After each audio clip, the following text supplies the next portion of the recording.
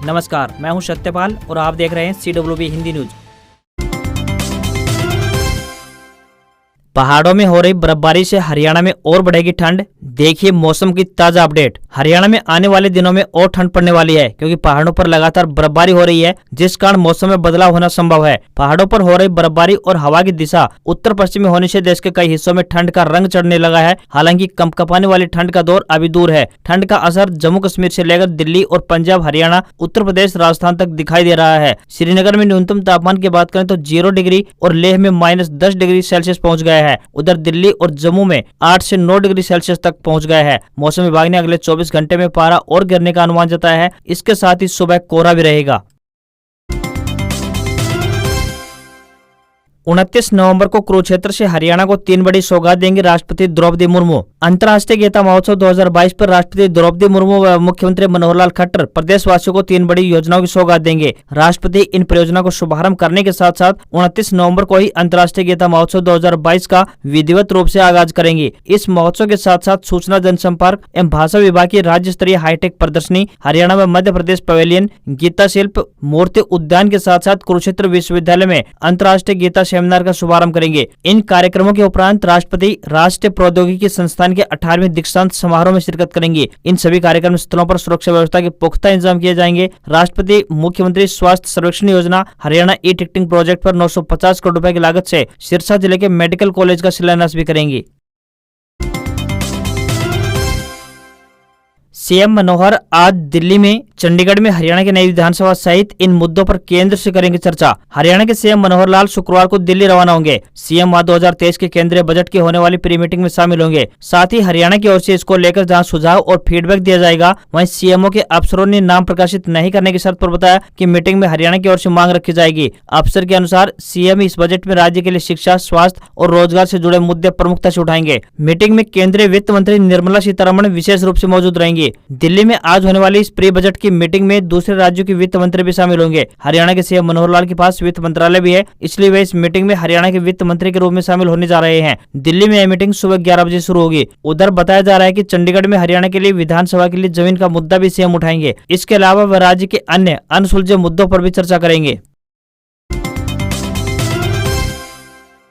कैथल के डीसी रहे प्रदीप दहिया पर गंभीर आरोप, 3-3 लाख रुपए लेकर बनाए शस्त्र लाइसेंस, हरियाणा सरकार ने दिए जांच के आदेश। कैथल के पूर्व डीसी प्रदीप दहिया पर शस्त्र लाइसेंस बनवाने के नाम पर लाखों रुपए वसूलने का मामला प्रकाश में आया है। मामला प्रकाश में आने के बाद हरियाणा सरकार ने प्रदीप दहिया के कार्यकाल में बनाए गए 89 शस्त्र लाइसेंसों की जाँच करवाने का निर्णय लिया है। आरोप है कि प्रदीप दहिया ने 3 लाख रुपए प्रति लाइसेंस लिए हैं। इनमें कुछ लाइसेंस ऐसे भी हैं जिनकी पुलिस रिपोर्ट पर भी संशय था। सरकार ने कैथल के पूर्व डीसी प्रदीप दहिया के कार्यकाल यानी जनवरी 2021 से लेकर मई 2022 तक जारी किए गए 89 शस्त्र लाइसेंसों की जांच करने के आदेश जारी कर दिए हैं। इसमें डीजीपी और अतिरिक्त मुख्य सचिव गृह हरियाणा से मंजूरी मिलने के बाद इस पूरे मामले की जांच करनाल मंडला आयुक्त संजीव वर्मा को सौंपी गई है, जो इस मामले की जांच कर इसकी विस्तृत रिपोर्ट सरकार को सौंपेंगे। केंद्रीय गृह मंत्रालय ने हरियाणा सरकार को इस संबंध में पत्र जारी कर कार्रवाई करने के आदेश जारी किए हैं। फिलहाल इस मामले में कितनी सच्चाई है यह तो जाँच होने के बाद ही पता चल पाएगा, परंतु शायद ऐसा पहला मामला है जिसमें एक कैथल निवासी द्वारा जिले के डीसी पर इस तरह के गंभीर आरोप लगाए गए हों और जिनकी सरकार ने जांच करवाने का भी निर्णय लिया हो।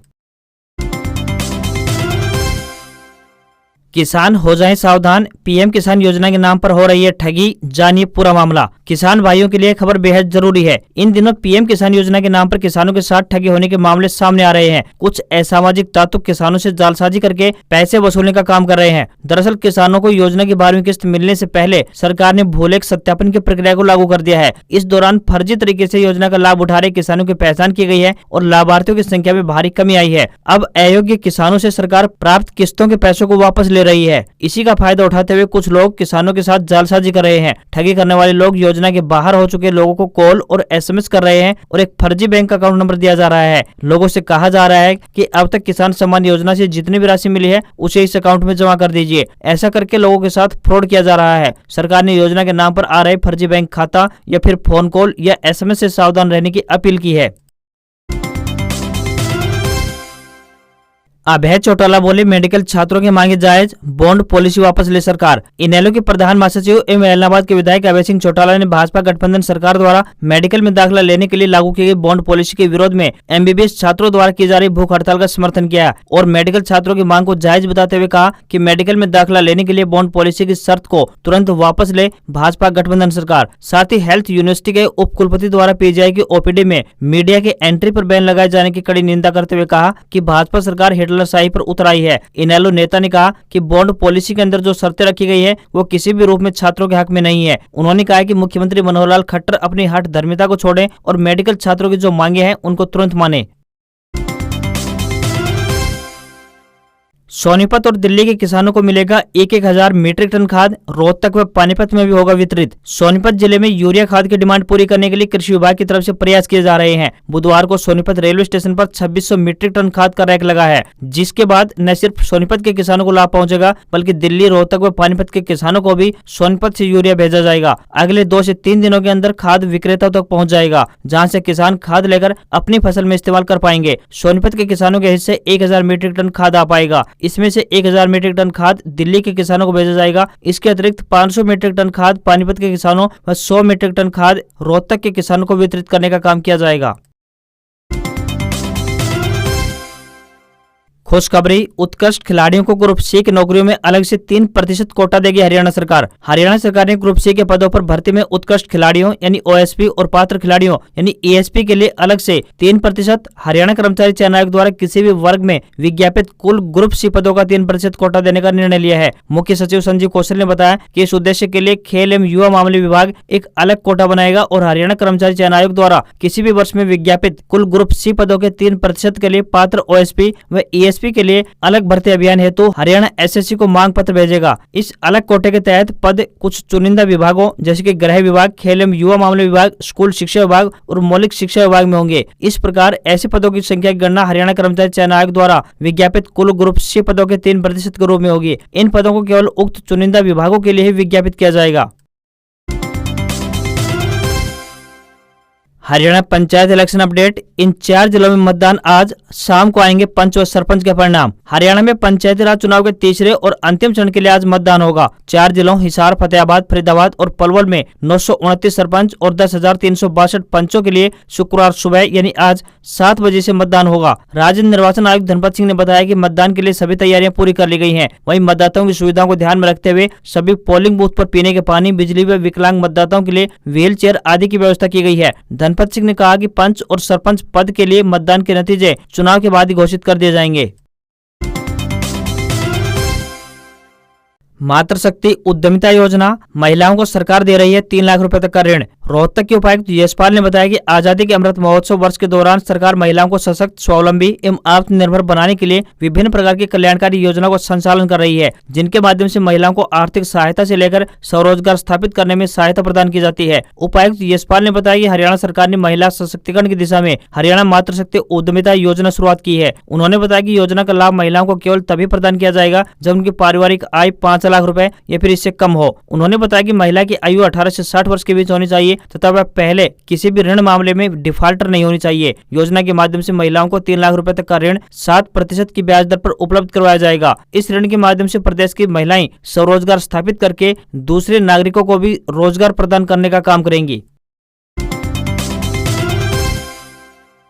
एनएचएआई अधिकारियों पर भड़के डिप्टी सीएम दुष्यंत चौटाला बोले, अपनी रोड चमकाकर पीडब्ल्यूडी की सड़कें तोड़ रहे हैं, इन्हें सही कराओ। हरियाणा के deputy CM Dushyant Chautala national highway authority of India यानी एनएचएआई के अधिकारियों पर भड़क गए। उन्होंने कहा कि एनएचएआई अपनी रोड चमका देती है और लोक निर्माण विभाग यानी पीडब्ल्यूडी की सड़कें तोड़ देती है। इससे वाहनों को आने जाने में परेशानी तो होती है, इसके साथ दुर्घटनाओं की संभावना भी बनी रहती है। डिप्टी सीएम ने एनएचएआई अधिकारियों को क्षतिग्रस्त सड़कों को दुरुस्त करने की हिदायत दी है। उप मुख्यमंत्री ने कहा कि कुछ जगह वाटर वर्क्स अभी बनी नहीं है, इसके बाद भी लोगों को पानी के बिल भेज दिए गए हैं। डिप्टी सीएम ने इस पर नाराजगी जताते हुए अधिकारियों को तत्काल बिल वापस लेने के निर्देश जारी किए हैं। साथ ही भविष्य में ऐसी शिकायत मिलने पर संबंधित अधिकारियों के खिलाफ सख्त कार्रवाई करने के लिए कहा गया है।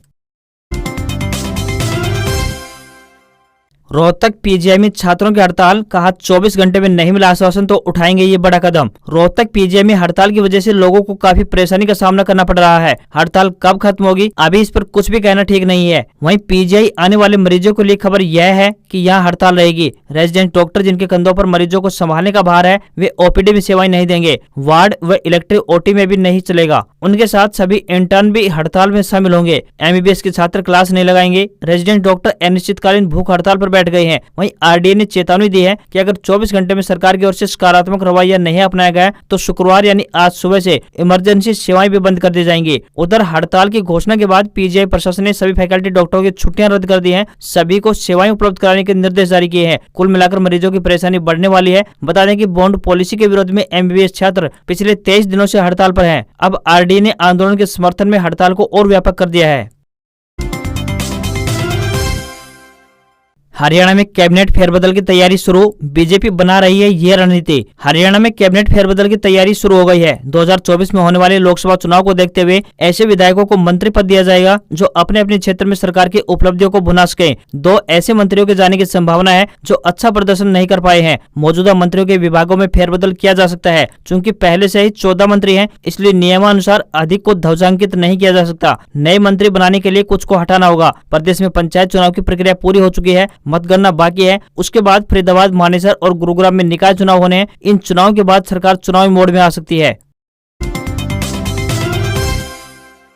हरियाणा में सभी संस्थानों में बंद हुआ जेबीटी कोर्स, कॉलेज और स्टाफ पर छाए संकट के बादल। हरियाणा के सरकारी और प्राइवेट शिक्षण संस्थानों में अब जेबीटी कोर्स उपलब्ध नहीं होगा। सरकार ने 2023-25 सत्र से डीएलएड यानी diploma in elementary education course बंद करने का फैसला किया है। राष्ट्रीय शिक्षा नीति 2020 के प्रावधानों के कारण यह कदम उठाया गया है। अब 4 वर्षीय कोर्स आरंभ किए जाएंगे। डिप्लोमा की जगह विद्यार्थियों को डिग्री प्राप्त होगी। वर्तमान में प्रदेश में 342 प्राइवेट और 2 सरकारी संस्थान 2 वर्षीय जेबीटी कोर्स विद्यार्थियों को करा रहे थे। नए सत्र से किसी सरकारी और निजी संस्थान में कोर्स नहीं होगा। बता दें कि प्रदेश सरकार ने पहले भी एक बार सितंबर 2021 में भी निजी संस्थानों में इस कोर्स को बंद करने के आदेश जारी किए थे। निजी कॉलेजों में जेबीटी कोर्स की 21,000 सीटें थी व 5100 से ज्यादा का स्टाफ है। दाखिले बंद होने के कारण अब इन कॉलेजों के भविष्य भी खतरे में है। सरकार का कहना है कि 2025 तक जेबीटी की भर्ती की कोई संभावना नहीं है। इस कारण से सरकार प्रदेश में इन कोर्स को चालू रखकर बेरोजगारों की संख्या नहीं बढ़ाना चाहती। इससे बेहतर है कि युवा इस कोर्स की अपेक्षा अन्य किसी ऐसी कोर्स की तरफ ध्यान दें जिससे उन्हें रोजगार मिल सके।